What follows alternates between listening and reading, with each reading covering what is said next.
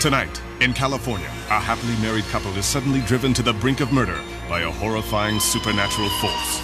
An Indiana family buys a motel and moves in, only to find that every room is already occupied by ghosts. A stern Texas man creates problems for those around him until a violent accident ends his life. But he returns, determined to carry a message from the other side.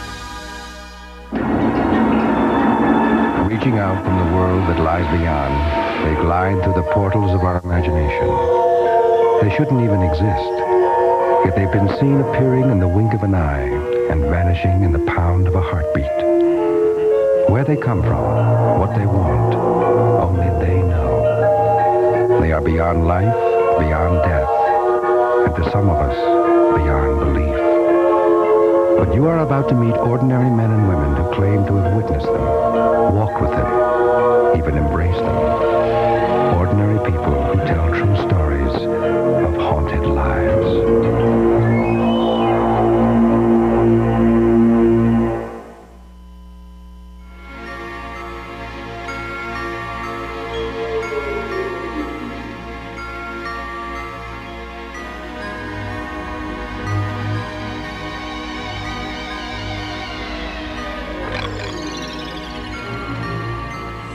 Through the ages, many people have reported encounters with the ghosts of family members. Some experience joy at seeing a loved one a few last times. Most simply feel cold, stark terror. In a small town near Dallas, Texas, the extended family of Bob Clanton lived together and did their best to get by. It wasn't a peaceful home, and it wasn't a ghost disturbing their peace. It was Bob Clanton himself, a hot-tempered, obstinate man. He made his own rules and expected everyone else to obey. I do a good job in these shells? Old man Kern said he might have some more work for me. Yeah? Yes, sir. Now, let's see. Oh, geez, Rick, these things ain't gonna hold a load of bucks unless you think old man Kern has a collection of porcelain dogs like your brother Tim. No, sir, it'll hold. I just have to strap the corners, that's all.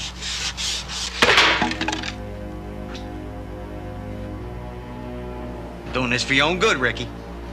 You build them right, you get more work. You didn't have to do that. You know something? You build your shelves any way you damn feel like. I'm going down the road, going to get a couple of beers. You can tell your mom, tell her I had to go to the plant early. Unless you want to come too. You can tell your wife we had to go get some supplies. I didn't think so. Hey, Dad. Hey, little buddy. Come here, you. How you doing, huh? He just wanted to come out and see what you two were up to. Now, whoa! Now, he can go play in the barn, but I don't want him in this workshop. You know, he gets into everything. Come on, Dad. He's just a little kid. Ricky, you do what I tell you. Unless you want to find a shop of your own. Clanton stirred up trouble wherever he went. According to his son Rick, union leaders at his plant sent 2 co-workers to talk some sense into him. How you doing, Clanton? Cindy, go adjust your pantyhose. Now, Cindy.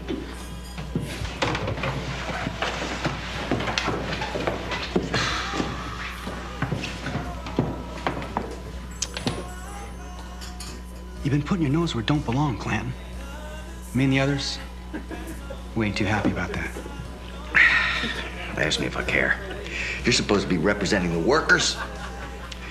Yeah, if they only knew. If they only knew. You just don't take a hint, do you, Clanton? Not from slobs like you.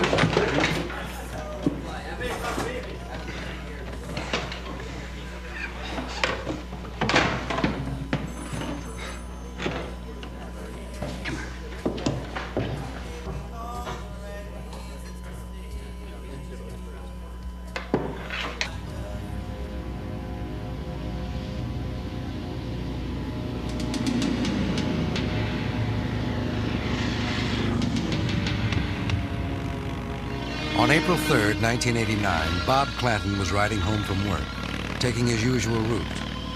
He made one unscheduled stop.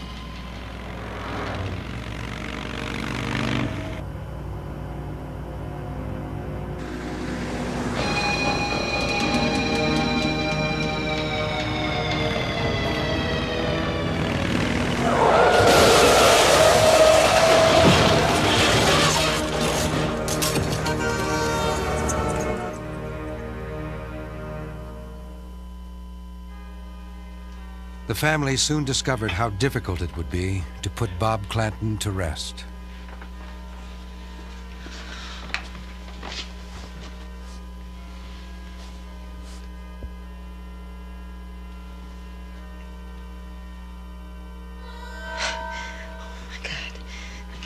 Rick, Mom. It was my father's eyes. We tried to close them, but they kept opening on their own. There was nothing we could do about it.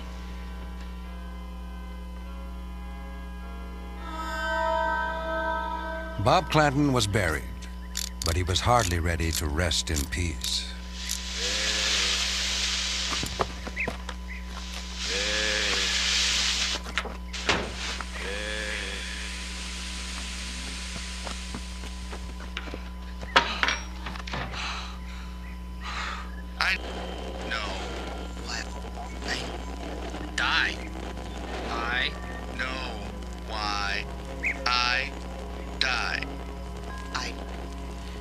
Tim? Tim, is that you fooling around? I know why I died. I know. Who is that? What do you want? Die. I know why I know why I died. You ain't supposed to be here. I know why I died.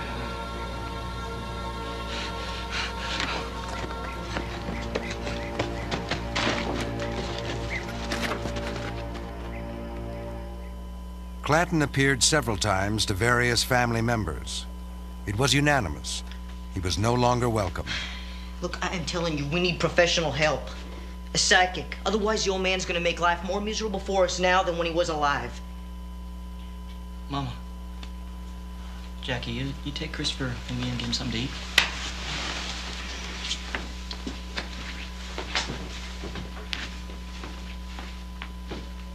A psychic, Tim? Come on, it's not quite that simple. He wants something from us. Like what? I don't know. I don't know. He keeps talking about his dying and all. Maybe he wants us to look into it. Them fellas at work, they were always making threats and all. This is unbelievable. You know, even when he is dead, you are still trying to please him. So what if I am? He doesn't deserve it, Rick. Our father was awful to us. Maybe that's the only way we can get him to move on.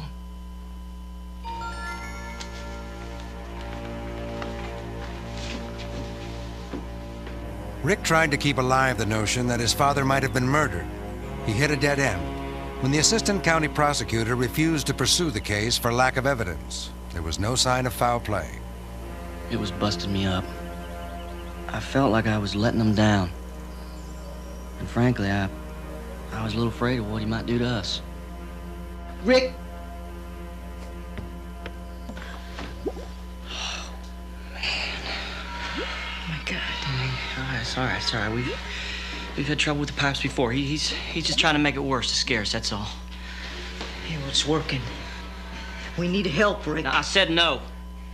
This is our problem. I'm not about to bring in some outsider that's just gonna sit around and talk small talk with him. Man, you are just as stubborn as he was. He's here to torment us. Don't you see that? Yeah.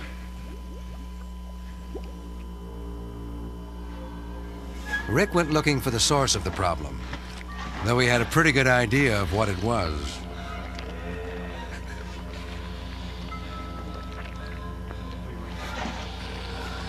No.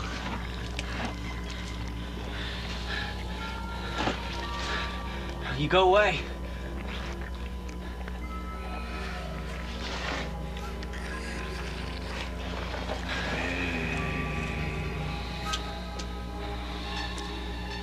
Dad, you leave us alone. Please.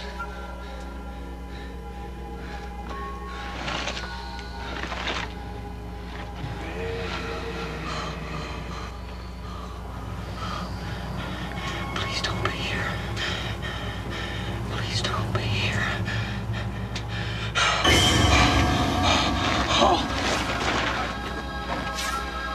After the incident under the house, the family finally agreed they needed help.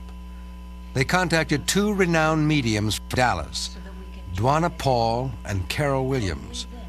It was time to have a talk with Bob Clanton. Well, we don't really want to talk to him. We just want him gone. He doesn't know that.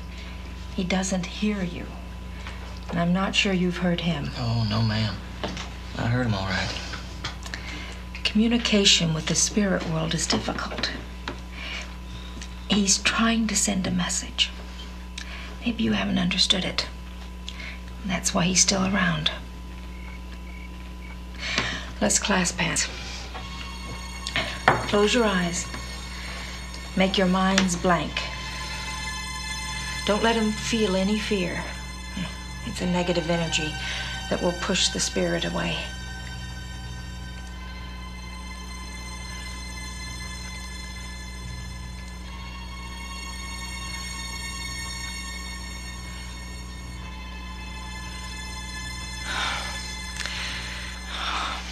I feel something.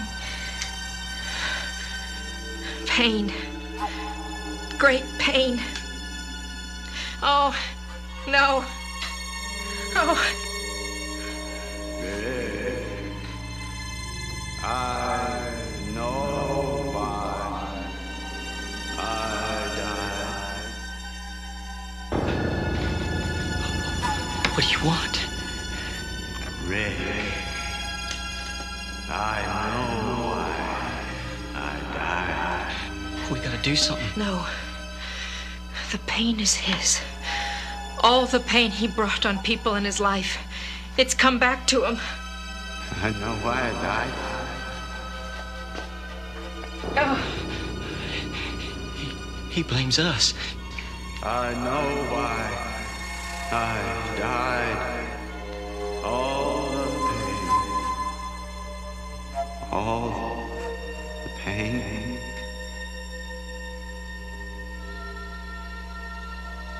I'm sorry. I'm sorry. Everything.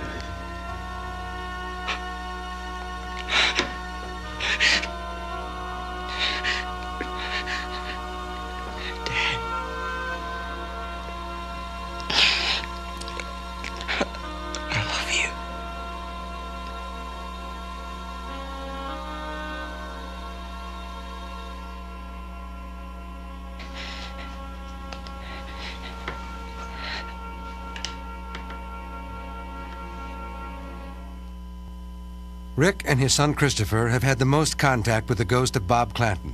Rick has seen him several times, and Chris has actually spoken with his grandfather on many occasions. Bob Clanton's other son, Tim, has also seen him, and he has spoken through medium Dwana Paul with the help of her partner, Carol Williams. All agree that Clanton had plenty of unfinished business and wasn't ready to die. Kept on cutting the wood, and then I hear Rick again, and it was a little bit louder. So the third time I turn around, and then there my father was. I seen him, he was full figure, and I didn't pay no attention to it, so I just went on in, and once I got into the bathroom, it just came to my mind. I'm sitting there, well, he's sitting on that couch, but he couldn't be. I was awake, then I saw him by my grandma's side of her bed. Then he was talking to her, but she was asleep, and he didn't see me awake. He was standing on the ground and was saying, I wish I could still be alive with her, and he missed her. The family, before we arrived on the scene, were really frightened. They were terrified. They didn't understand why their father was appearing to them since he was already dead. I looked, and then it was like a kind of a glow.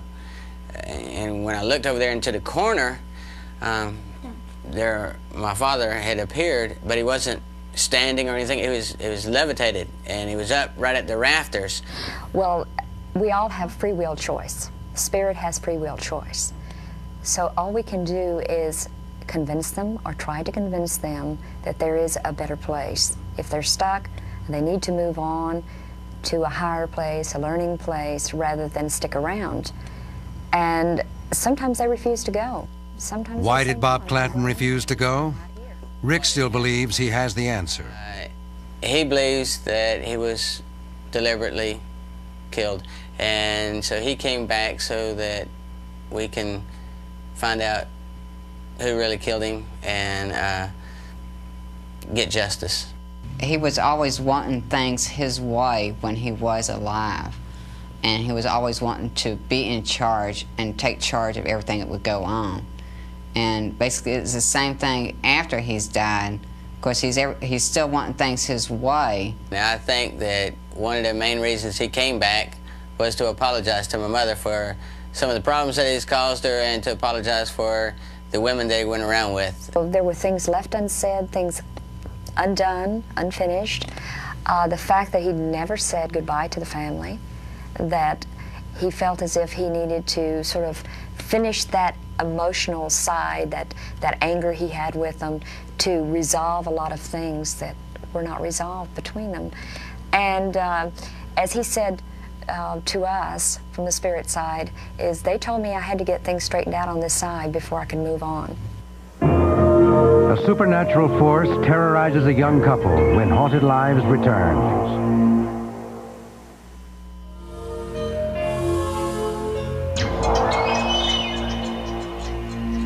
When a landlord found tenants for his house for rent in a quiet neighborhood in the San Fernando Valley near Los Angeles, he didn't know one very important thing about his property. It was already occupied. Tenants rarely stayed more than a week. Some left after only one night. They reported seeing shadows and hearing strange noises. Some even said it was haunted. The landlord didn't believe them. He just returned their checks and placed new ads in the paper. After all, the rent was reasonable and the house was beautiful. 3 bedrooms, 2 baths, pool, spa, and a spacious kitchen. The classified ad the Mathesons answered left out the one truly special feature the house had to offer: a relentless evil presence. What did I do to deserve all of this? You bought the patio furniture. Oh, well, what do I get for buying the 4-poster bed? Don't push your luck.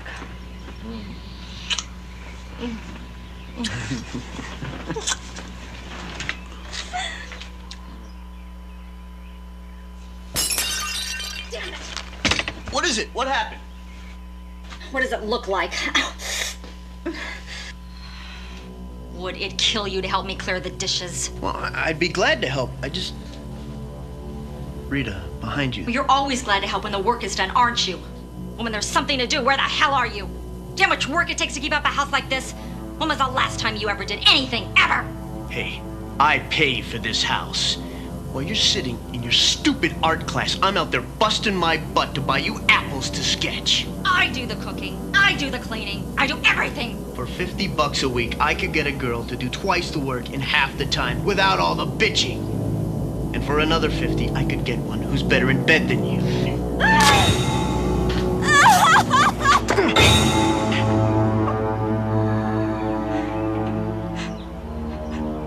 I'm sorry. I didn't mean it.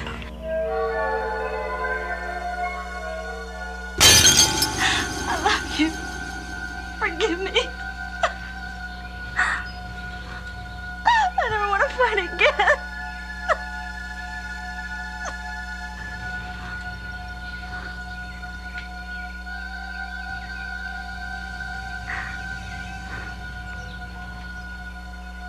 The Mathesons patched things up quickly, but their truce was short-lived.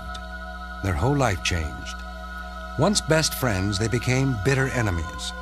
Over a period of weeks, their fights became increasingly more violent and irrational.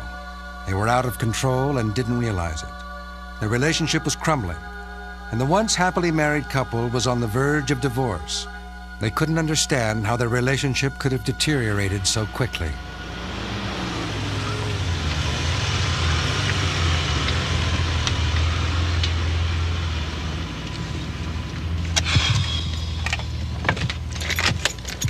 Maybe we weren't meant to live together. Do you believe that? Yeah. No. I mean, I love you very much, but we haven't had a decent moment since we moved in. Well, what do you want to do? I don't want to lose you. Honey, it's the move, your job. I mean, we're just under a lot of stress, that's all. Hey, It'll get better. Come here.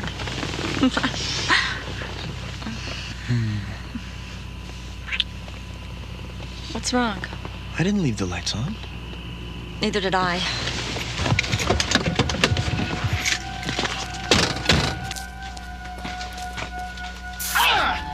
It's red hot.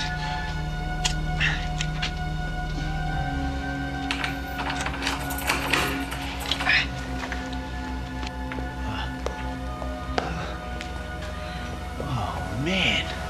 Did you leave the heat on? Why do you blame everything on me? Well, I didn't mean anything, but I was just... You're always accusing, always pointing a finger. One of these days, I'm gonna cut that finger off. Hey, wait a minute.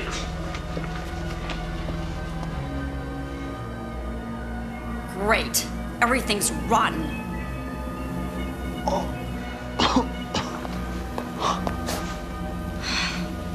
Is this supposed to be funny? Oh, my God. Oh, I get it. Rita doesn't work enough around here. I'll just give her something to clean up. Rita, look around you. There's something wrong.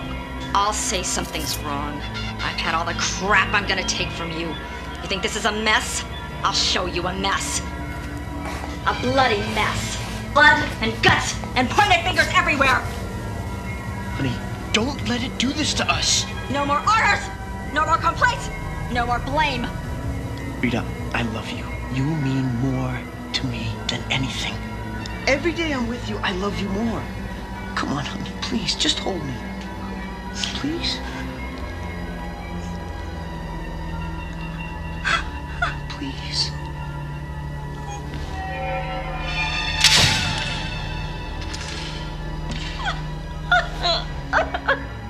It's the house. It's been the house this whole time. We can't let it beat us.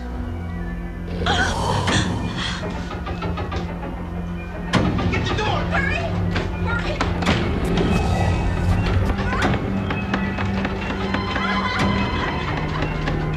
This can't be happening! We gotta get out of here!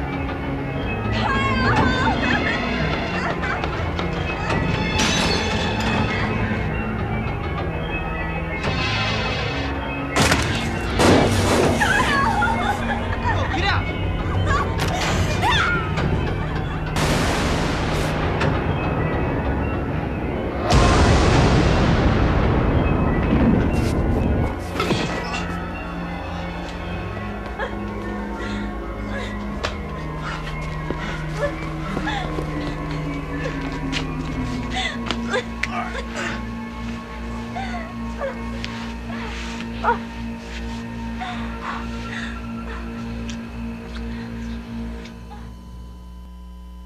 Kyle and Rita Matheson went to the hospital and never returned to this house. They are attempting to recover physically and emotionally from their ordeal. Even today, 2 years later, they agree to speak only if their appearance is concealed.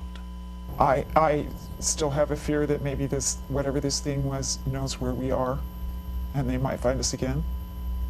I don't know. I still am not certain that that wasn't a personal thing, even though I keep being reassured that it probably was not, that it had to do with the house. It's still so vivid in my mind. The fear that I felt for myself and my husband was just something that you can't erase. The other things that happened to me in addition to a fractured jaw was my nose was broken right here. There was a break in my eye socket. There was some damage to the ligaments in my eye, so my eye now kind of hangs a little lower on this side than it does on the other side. It's not very noticeable, but not like my nose. But on this side, my tooth here was cracked down below my gum line down to the root, so they had to, that's all gone now. Desperately trying to understand what had happened, they contacted Christopher Chacon of the Office of Scientific Investigation and Research. Chacon and a team of investigators spent 16 months trying to find out just what had gone on in the Van Nuys house. One of the initial steps in our investigation was to set instrumentation inside the house, again to try to basically get a baseline, a correlation of normal phenomena and abnormal phenomena in the environment. Chacon and his team found a high level of unusual activity. This is actual footage of his investigation. Now here, this is again an unmanned camera which was static, set up for 72 hours. At the other end as well is another camera with a microwave imaging system. Now if you look off to the right side of the hallway, we pick up a distortion, or commonly a shadow. It's moving down the hallway, and there it is now crossing farther down the hallway. It's moving downward, and as it enters the threshold of the door, we suddenly see the door in the back. It is responding to movement. Now the unusual thing is we also are monitoring basically the general environment of the house. There are no brushes of air, there is no doors, windows open. All the door jambs are level and even. These doors would not be swinging normally. And the equipment is again beginning to monitor more as both of these doors move.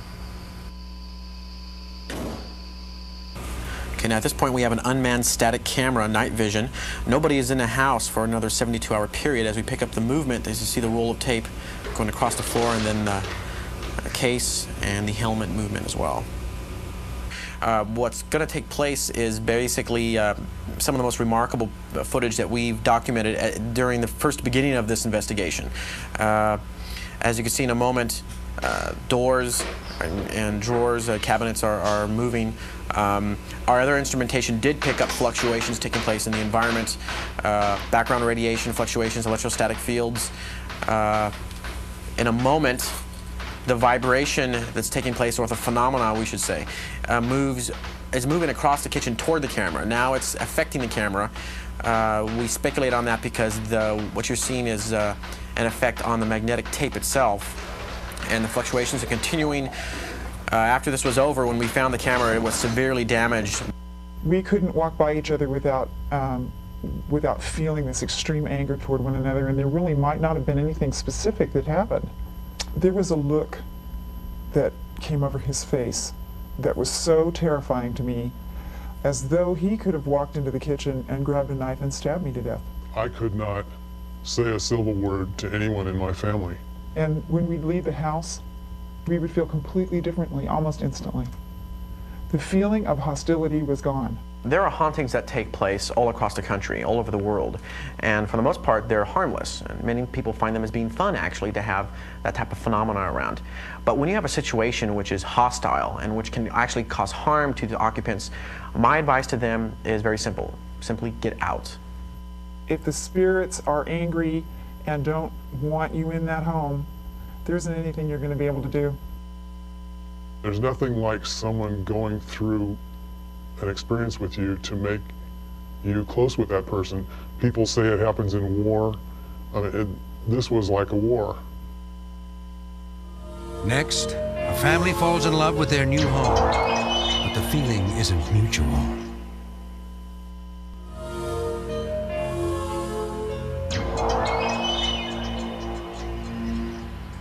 When Doretta and Ron Johnson found the motel in Madison, Indiana, they knew it was the perfect place to raise their kids, Stephen and Ashley, and to finally open the daycare center they always wanted.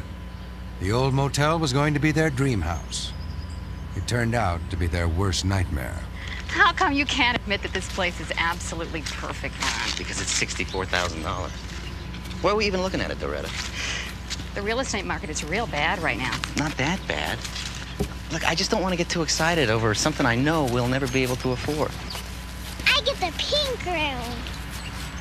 If you give me one of the bungalows for my bedroom, never hear my stereo. That would be worth whatever it costs.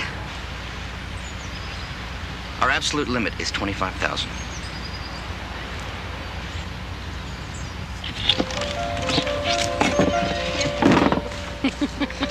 I can't believe she went for it.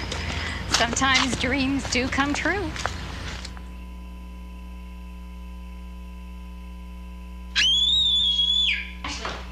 Ashley, what's wrong? Honey, are you okay? He's hurting her. No, what? No, it's just a bad dream. Honey. I heard him. I heard him hurting her. Oh, no, it's okay. It's just... Okay, it's okay. It's just the house settling. Yeah, it's kind of like it's saying hello.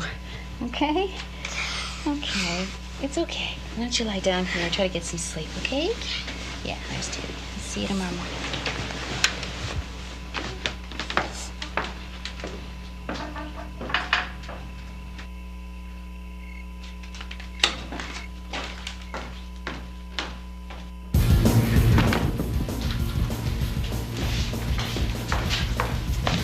could give him a cottage in Utah, we'd still hear his stereo. Well, she's finally asleep. Anything wrong? No, she's just a little nervous, you know. First night in a new house, jitters. Oh. Looks like I have a small case of it myself.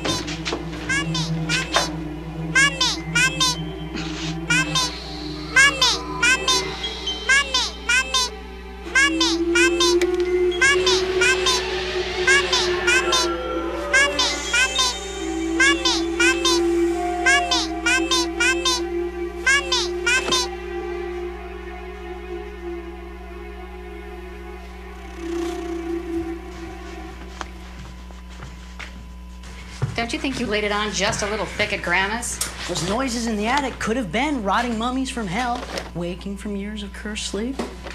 Or it could be alien embryos mutating in our crawl space. Or it could be the wind. You have no imagination, Mom. Ashley does. And next time you make up these ridiculous stories, don't tell any of them around her. Or else you're gonna have to stay up with her next time when she's up all night screaming. I mean, you're gonna have to tell her that there's no such thing as...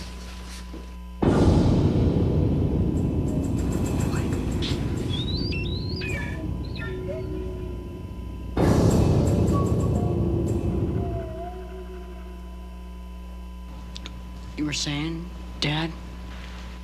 Don't make too much of this. Some birds flew in, hit the walls, that's all. Yeah. That's what they said in the birds. You know what happened to them. That's enough, Stephen. Ron, take Ashley up to bed. Steve and I will start cleaning up.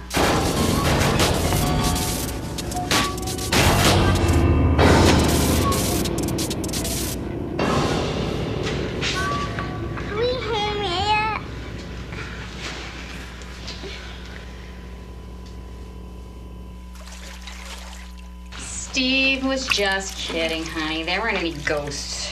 What about the lights? Steve says the ghosts were mad. Well, Stephen was confused. But I think being grounded for a week will help him see things more clearly. It's an old motel, honey. And the wiring needs to be fixed. It's like when your talking doll needs new batteries. Hey, what did you draw? Mommy, Daddy, and a little girl. Oh, what about a big brother who tells his little sister too many scary things?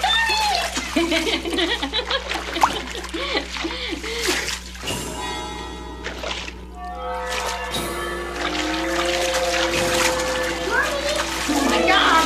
Get out of this thing! Run, Stephen! Quick! What is it? In there. What is it? In there. Go look.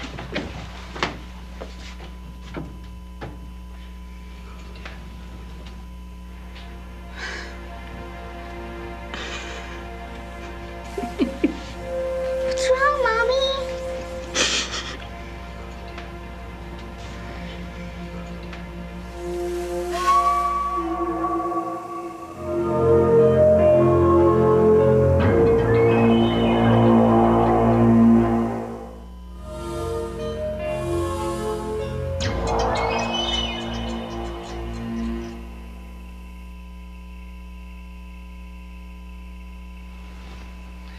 Lead us not into temptation, but deliver us from evil.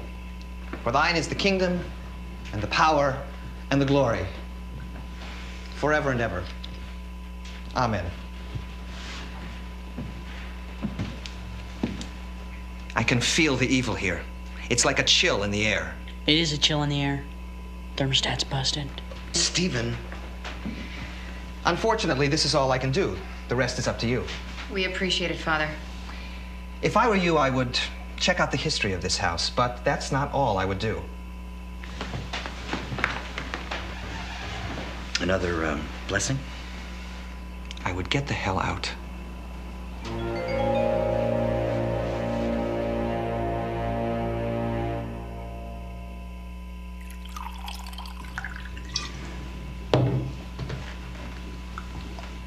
Don't you think we should say something before Mom brings the kids back?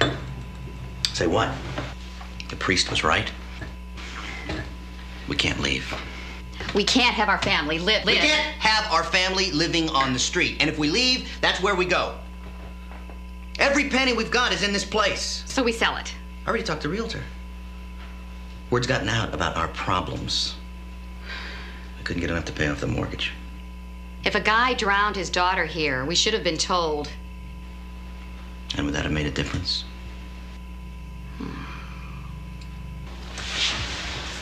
I feel like a failure. Oh, come on, honey. It's not your fault. Here, I thought I was this brilliant negotiator. Now I find out I'm just another sucker. Come here. But you're my sucker. I love you. Mommy, I'm cold.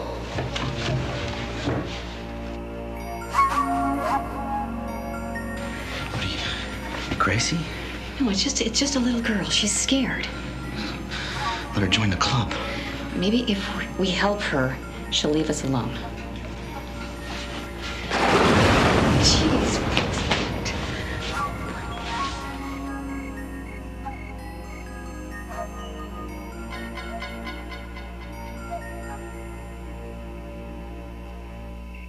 The Johnsons couldn't afford to leave, and they couldn't afford not to fight back.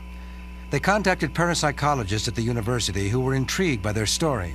Their initial theory, a magnetic field caused by the intersection of 3 power lines above the house, was the catalyst for the evil within.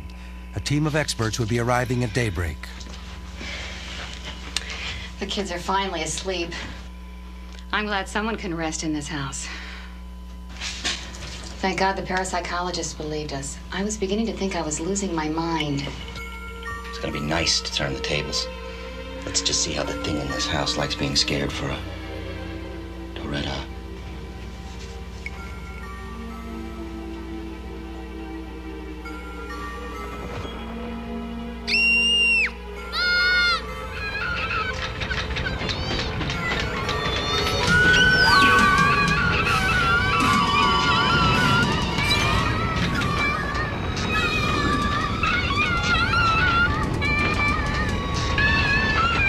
Get off my child, you bastard!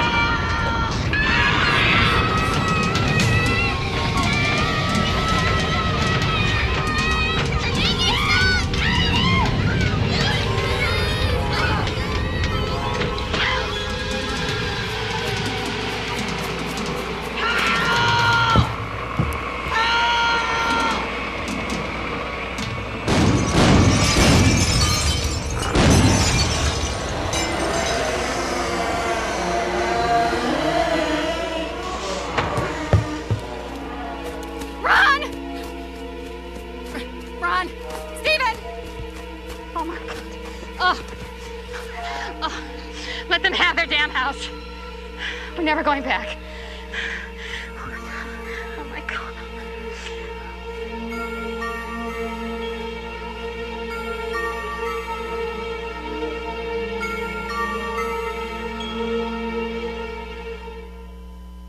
Today, the Johnsons are still trying to cope with their haunted lives. It's your worst nightmare.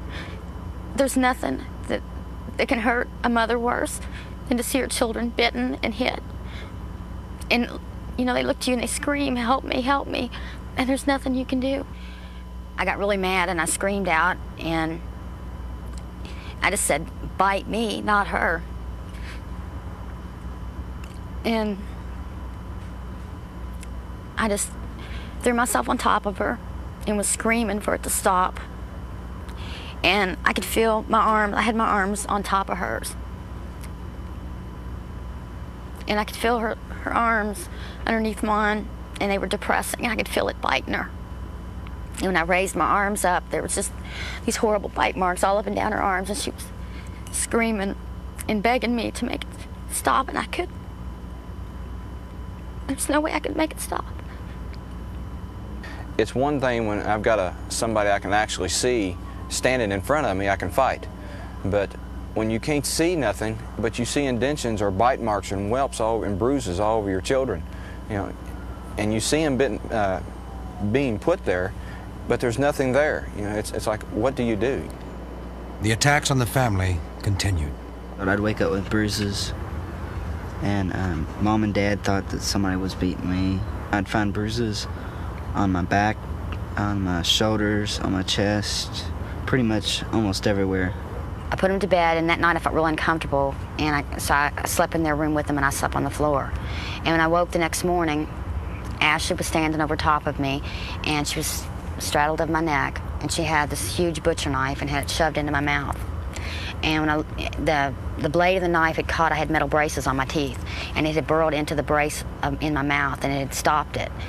And what was the most strange thing about it was when I looked up at her, her eyes were wide open, and she had both little hands wrapped around the handle of this knife, shoving it. I mean, you could feel the force pushing on it into my throat.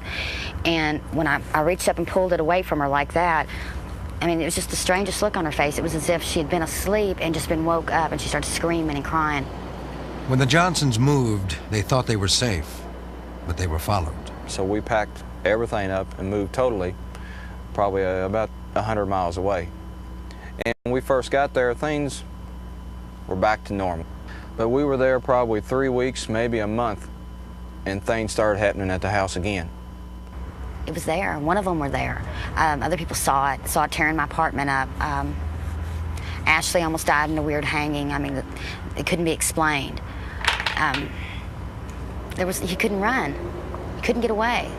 The Johnsons finally stopped running. They moved back to the house. They intend to fight and win. People kept saying, well, how can you go back? There was no other choice. I had to go back to see if I can find the answers to stop the violence, to stop, you know, the anger, whatever's making it attach itself to us and follow us. It's like a standoff. I'm here, and it's there. And at some point, you know, we've got to figure out how to handle the situation between us and it.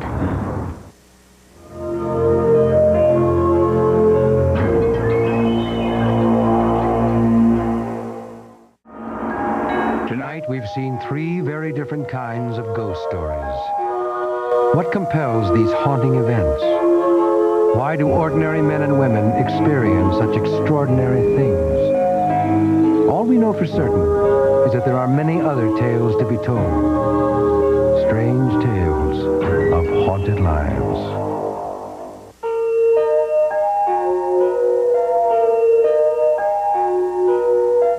The Seattle Times describes Picket Fences as what may be the best new drama of the season, and Newsweek magazine calls it the best series. You'll find out what's behind Picket Fences Friday. Now get ready for an all-new 48 Hours next.